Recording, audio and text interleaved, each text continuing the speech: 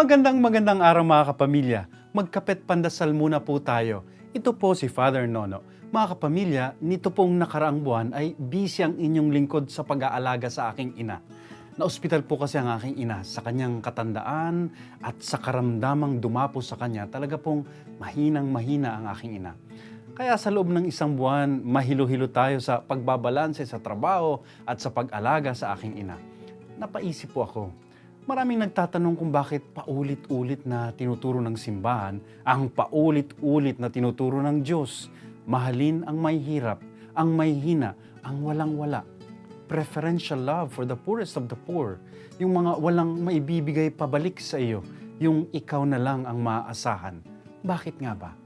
Kasi sa pagdamay sa kanila, ikaw natututunan mo ang tunay, wagas na pagmamahal.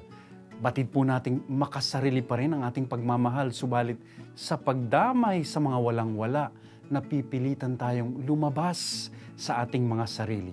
Nakakapagod, magulo, mapaghamon, subalit yon ang tunay na pagmamahal. Katulad ng pag-ibig ng Diyos, minahal niya tayo sa kabila ng ating kahinaan at karupukan. Mga kapamilya, mahalin natin, abutin natin ang kapwang higit na nangangailangan. Sila'y daan tungo sa wagas at dalisay na pagmamahal. Amen.